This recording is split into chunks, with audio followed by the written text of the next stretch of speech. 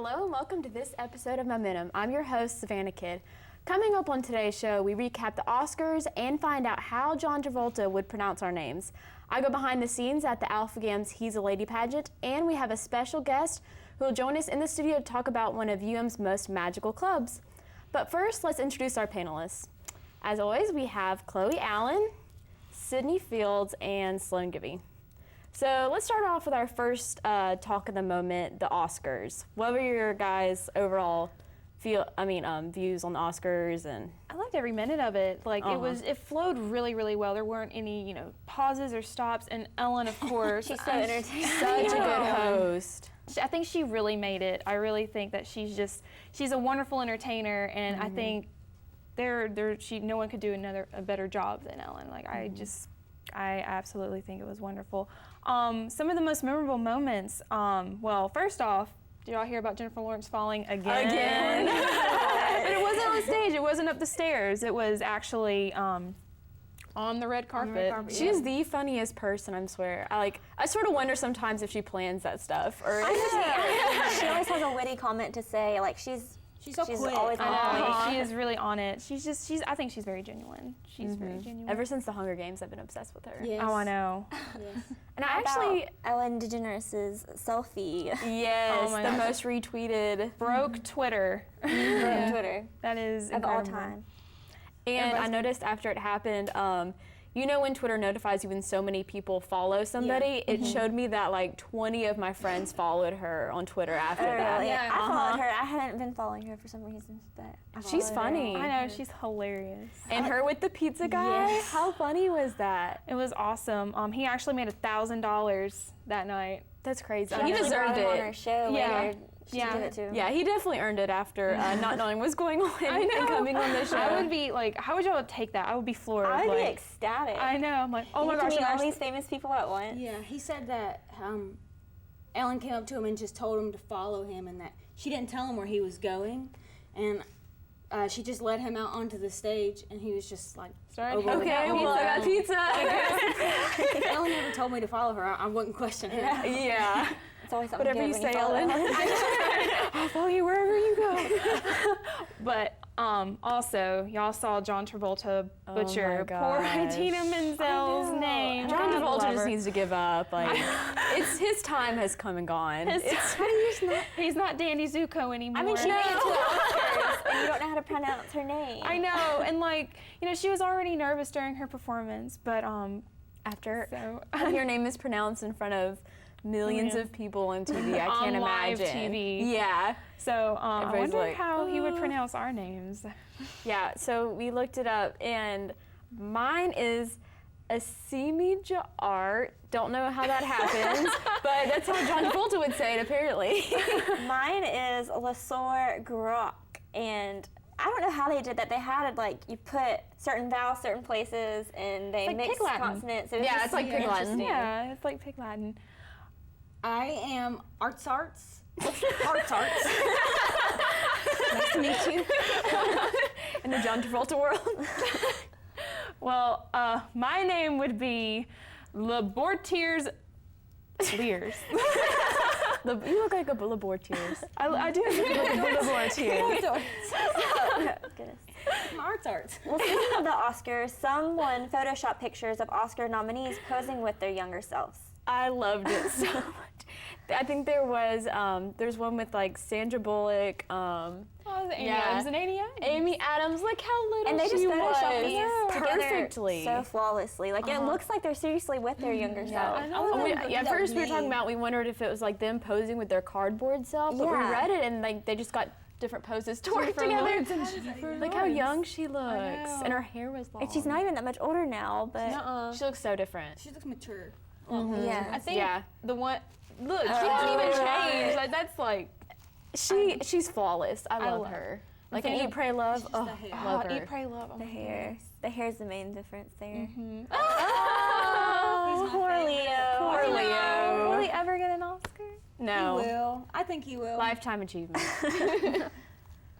Meryl Streep. Sandra. Sandra. She just I love Sandra too.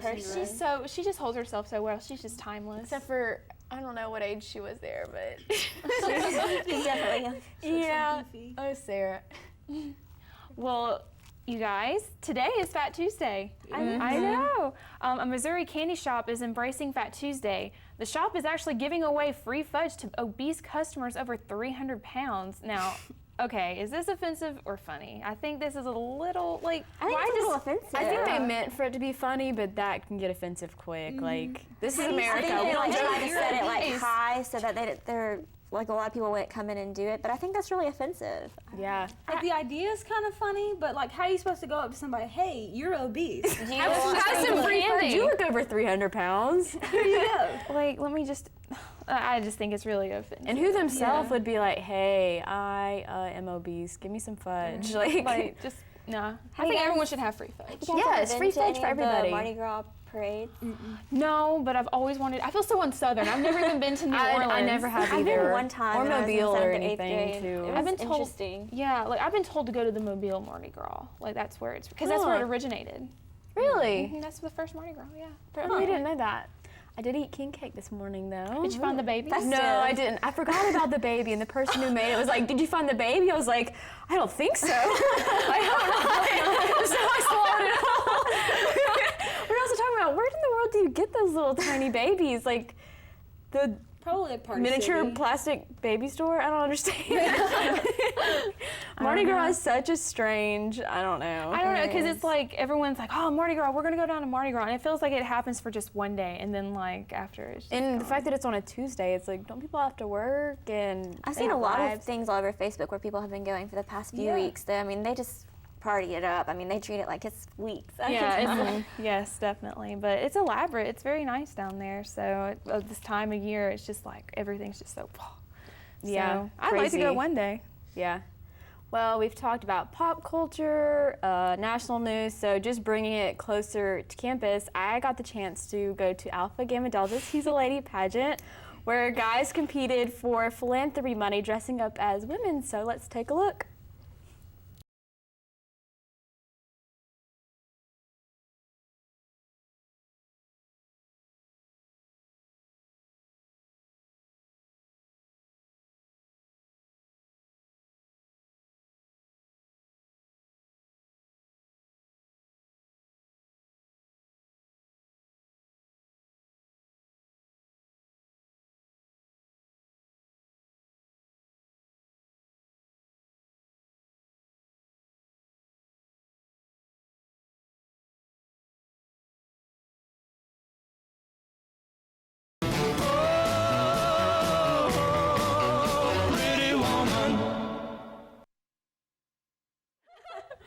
Oh my Because gosh, we all you go guys. around twirling ribbons. What was your favorite part? You went to the pageant too. I about did.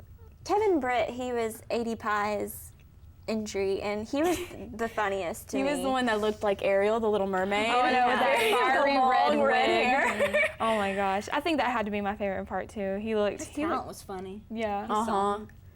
And I loved the ribbon dancer with the hula hoop skirt. I Yes. have no idea I was what like, that what was. is that I was like, outfit? I've never seen a real woman wear that. It's just really funny to see guys dressed up as women in general, but they just take it to an extreme and they really Yeah. embrace it, and it's really funny. What about Vinny?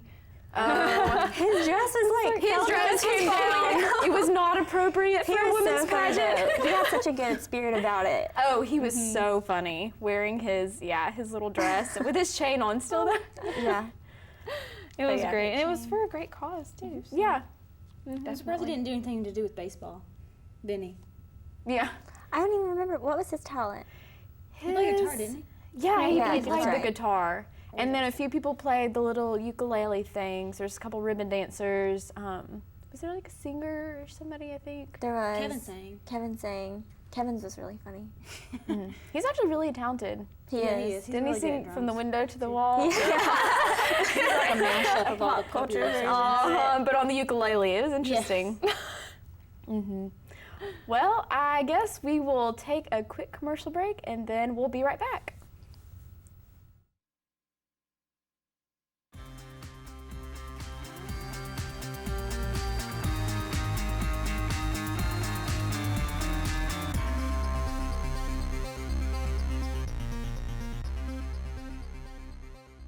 Welcome back. UM has dozens of clubs on campus, all reflecting the variety of interests. Today, we have the Harry Potter Club headmistress, Laura Ford, joining us. Hey. Hey, it's good. How's it going? It's good to be here. So, what do you discuss in your Harry Potter meeting? Oh, everything? Well, mostly we talk about the books, obviously. We'll choose specific chapters from books to discuss our favorite points, our favorite characters, funniest moments. And we do a lot of planning because we have an event every month to kind of pull the club together as a unit and to show us off to the campus more. What kind of events do you have? We have bake sales. That was really successful last semester, actually. And then we are doing a book charity this month. So we're going to set up in front of the cafeteria tomorrow and Thursday, and we're going to just let people come and drop off all of their old and used books, and then we'll donate them to a public library. Oh, that's awesome. It's really nice. How do you guys feel about the books versus the movies? Do you discuss the movies as well, or is it just centered around the books? Well, let me say that we all really like the movies. They were excellently done. The actors were brilliant. But the discrepancies between the movies and the books, we sometimes argue about which one is better. Harry Potter Club is full of very opinionated people. That's always good. Yeah, that is good. I'm sure it never's dull, so. That is very true. We have a lot of people, Severus Snape is their favorite character, and that is the only character they like. And they will fight to the end of their world for him. But so we have a lot of arguments, but it's all very friendly. Have you all seen which, like Gryffindor or Ravenclaw? Have you seen which one you Yes. At the first meeting someone attends, we set up a laptop and ask them to go on and do the sorting hat quiz on the Sort yourself. Oh, Yeah. that's awesome. What are you in?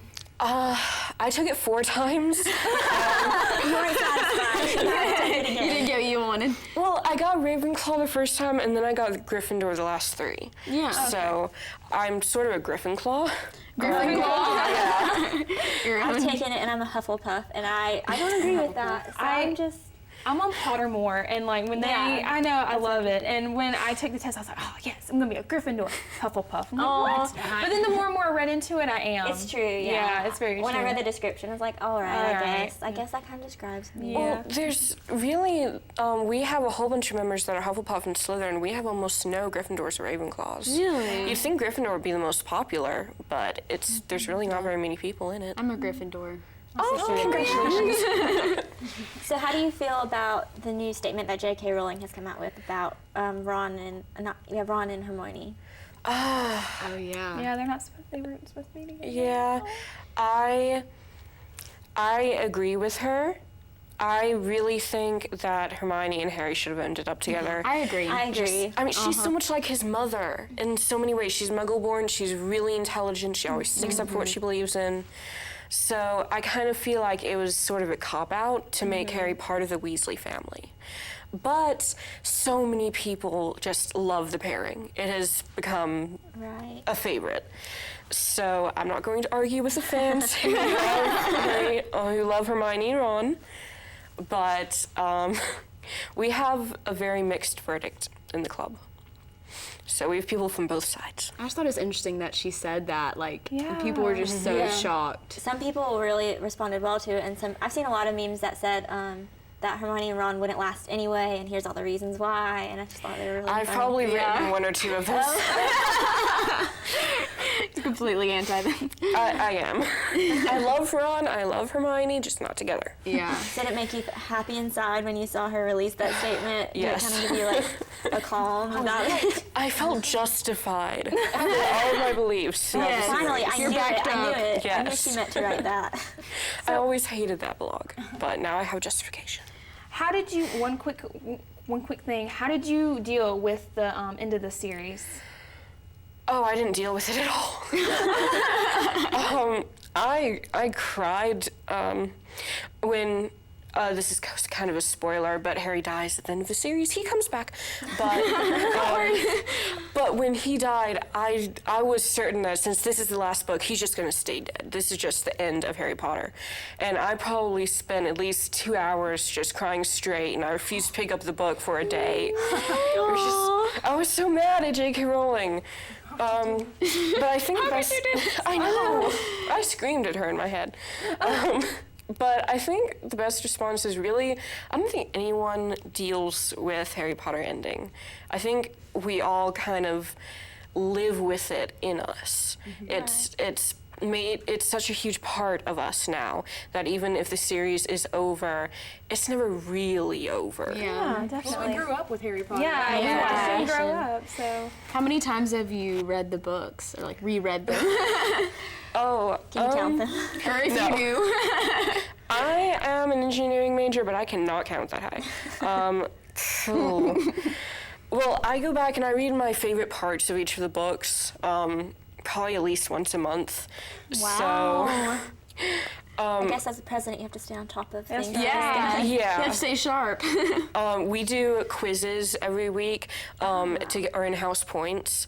And nice. so That's so a little cool. facts about Harry Potter. So funny. It is. The last one was actually people were laying on the floor like, no, how do you remember this? It was really dramatic. It sounds like you'll have such a good time. So if you want to become a part of the Harry Potter Club, where do you meet and when do you meet and how do you go about that? We meet in Harmon 226 every Tuesday at 6 p.m. You just show up. We have a little roster you can just put your name on. And I think it's a great club. The members that we have are very steady. They come every week. We have an excellent vice president who's mostly in charge of the members and relating what they want in the club back to me so that I can make the changes. The club, now that we're official, we have a lot more freedom. Since we have our own room, we can watch movies, we can watch little Harry Potter videos like the Puppet Pals. I love the Puppet Pals. Yes. We can scream as loud as we want. We don't normally scream. We do talk very loudly.